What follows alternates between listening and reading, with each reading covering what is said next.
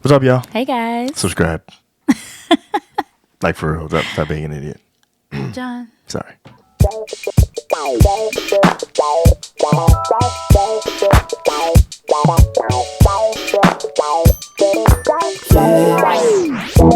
between you and me, there's a line, there's no tricks, ooh, there's a love.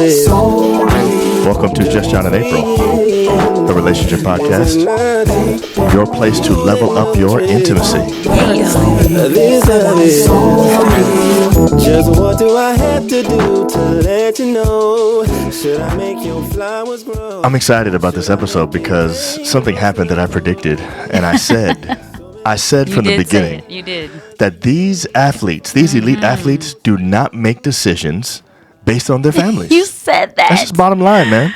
You said that. Did y'all hear the news? Tom Brady unretired. Did you hear that? I was like, what? When you say you're leaving because of your family, you can't unretire now because you said it was because of your family. Right. And I was like, oh, that's so good. You know, he spent all that time away. And when we talked about this, I said that wasn't why. You did. I said he's retiring for some other reason. They don't retire because of their families. So is this like a stunt? Is it like a stunt? Because it didn't even last long. You know, I'm wondering You know what about I mean? that. Like, I'll see what it happens. For some reason. Like, what would the reason be, though? Only thing I can think of is that Tom Brady knows he's in good enough shape to probably win another Super Bowl. Okay.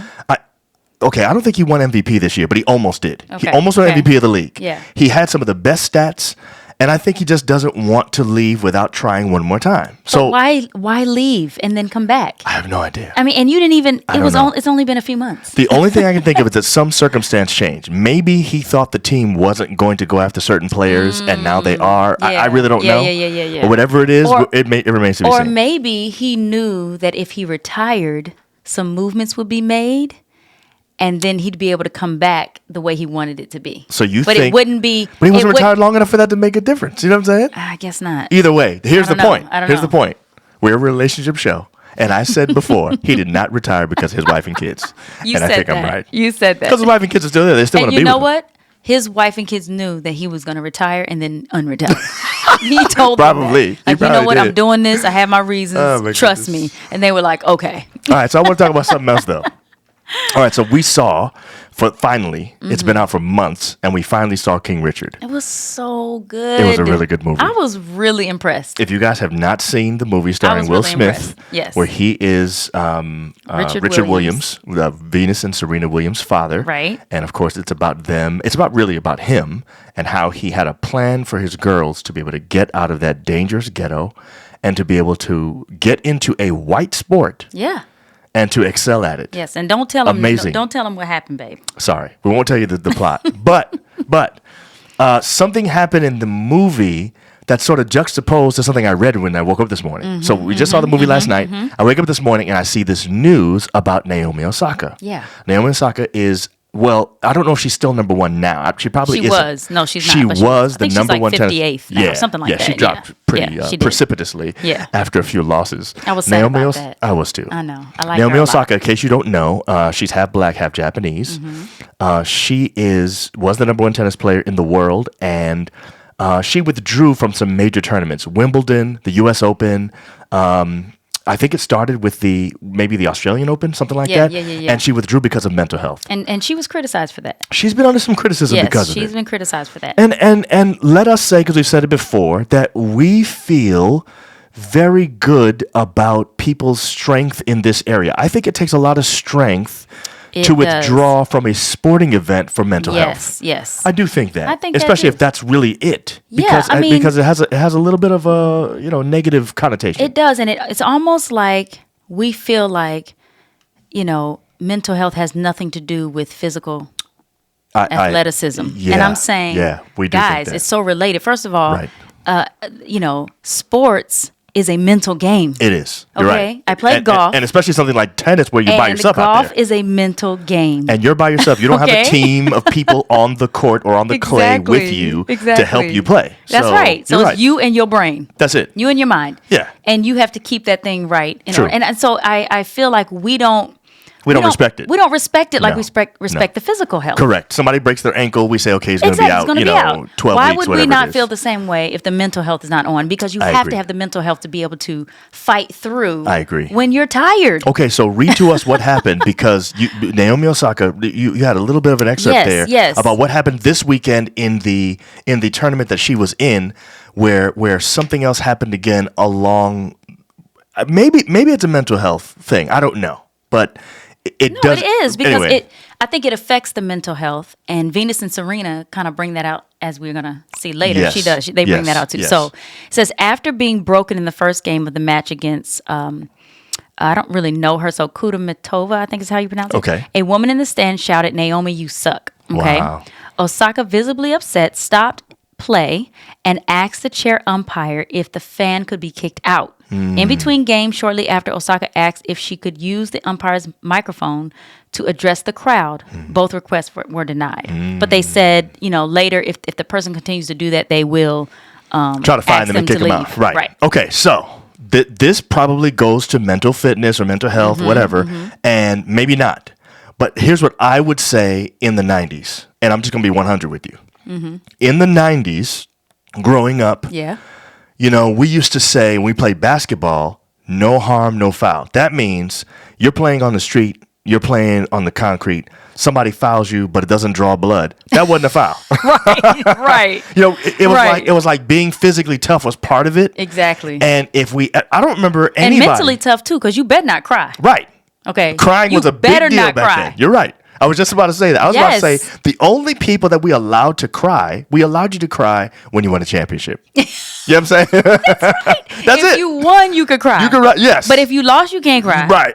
We don't want to see that. I guess, when they lose the championship, people cry. Yeah, you can cry. something as big as for that. something You're as big right, as you're that. But you can't cry during a game. Right, exactly. Because somebody hurt your feelings. Correct. Or because, So here's where I'm going with Definitely that. in the Here's 90s, you could not do that. You could not. So here's what I'm saying. When you first read something like this, when you grew up, 20, 30 years ago, you would say to yourself, wow, a person jeered from the crowd and said you suck, and now this is going to throw you off your game? That doesn't seem very mentally tough. And our generation and generation really before us would say, look, people gonna call you names. Like, you keep going. Who cares? Yeah, you got to fight through that. Or that's this generation. Correct. They're so sensitive. So the reason why this is such a big deal is because we just watched King Richard. Right. So in the movie, those girls went through a lot of different hardships. Yes. They grew up in Compton, California. If you know anything about Compton, it is very rough. In the movie, one of the things we loved about the movie is that a lot of things happen in the movie that they say really happened in real life. And so it's unbelievable. It's unbelievable stuff. Yes. Yeah, so don't say nothing. I'm not Some going to. people No, haven't seen it I won't yet. give it away. No spoilers. Okay. I'm just No saying. I'm just saying. When you watch their lives and how they grew up, you say to yourself, these girls had to be not just physically tough, they had to be mentally tough to get through and to break into such an arena. So anyway, so you want to say in this situation, wow, Naomi doesn't seem like she's tough. But then they gave us a little bit more of the story. Apparently, this venue where she played is a place called Indian Hills. Indian Wells. Wells. Yes, Sorry. Indian Wells, I said California. Indian Hills. Yeah. Indian Wells. Yeah. Indian Wells, California. Yeah. Wherever this is, apparently has a bad reputation because back in 2001 or something like that, the Williams sisters were heckled in that same stadium or that same venue. And apparently it was so bad, even though Serena fought through and still won. Yes. At the end of it, they both said they would not play that venue anymore. And they actually boycotted the venue for like 15 years. It was like 15, 16 years that they boycotted. And then when they did go back, or was it just Serena that went back? They both went back. They both went back. So, Venus went back first, Serena went back like the next year. They said that when they went back, it'd been like 15 years between when they... they actually had PTSD. Yes, from what they dealt with before. They dealt with. Just and the heckling. I think she even said that she had to go, she was in the bathroom. Right. And was like breathing, saying beforehand, do I want to do this? Like, do I want to do this? Yeah. I mean, that's deep. Okay, so here's why it's deep. Okay. I definitely feel that Venus and Serena are mentally and physically tough. Yes. No question. Yes. Especially, I already thought that, but now that I watched the movie, I feel even more that way. Yeah. Is it bad? Is it bad that I naturally felt like Naomi Osaka was being weak until I found out that the Williams sisters did the same thing? Yes. That is bad. It is because, I think they were brought up in a time where you weren't given permission to say, I'm not doing this, or this, I'm going to show that I'm hurt. I'm going to show that I didn't like that. Yeah. We grew up in a time where you didn't do that. Right. That's true. You fight through. And they say, and you ignore it, act like it's not even anything. Yes, toughen up. Throw some water, throw some dirt on it. Throw some dirt on it. Toughen up. Walk it off. Yeah. You need to have tough skin. Right. And I think that it's good that now, people are able to say, I don't like that. I agree. And show that they have a problem with it. And you know what? I need a break from this. Yes, but because it's too much. But I think it's really easy for us to do what our parents did too, and to look at the generation younger than us and simply say, "Oh, they're just not tough enough." Right. Back in my day. Right. Back in my day, we would have just, whatever. Exactly, we would have snapped back. Whatever. Right, exactly. Yeah. But I think it's okay though, because. Well, I really do, because, we see people, think about it. Think about this, okay, babe? Okay. Yes, back in the 90s, you had Venus and Serena who were toughing it out, right? Yes. Okay? Their daddy taught them how to mentally tough that thing out. They did. Okay? He really did. He had them, practicing in the rain and all kind of junk. Yeah, but that was the physical tough. But it was also mentally tough. That was mentally tough, too, because you water coming down and you like that when you do that? Yeah, it's cold water, whatever. Yeah, that's true. But... You got me off my thought process. So you lost it? I lost it. But let me see if I can get it back. You can get it. Yes. But when it comes to shoot, I can't get it. Dang. The point is that back in the 90s, their dad helped to toughen them up. But nowadays, no, that's not what I was gonna say. So here's what I'm saying. No, here's what I'm saying. Okay.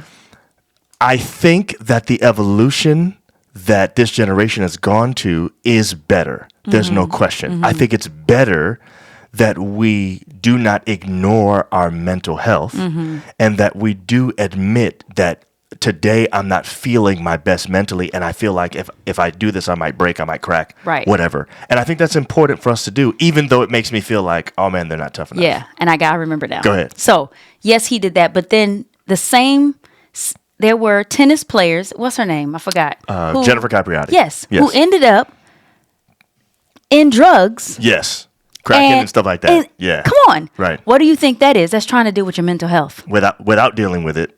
She's trying to mask it. That's what I'm saying. She's trying to deal with it. Right. True. I mean, you turn to those things because you're trying to cut off stuff that's happening. You're trying to keep things that you're dealing with mentally away. You're trying to keep them from overtaking you because you know you have to go out and perform. So you turn to drugs or you turn to drinking. And I'm saying Venus and Serena didn't do that because I think they were taught very well, taught how to fight mentally. And I'm saying, I think it's better that Osaka is able to say, I had a problem with this. I agree. I'm going to cry because it hurt. Yes. And it's hard that I'm dealing with this, rather than turning to drugs or other things. I'm saying, So I need to lay off. You need to lay off. All right, what about word of the day then? So, word of the day is called mental.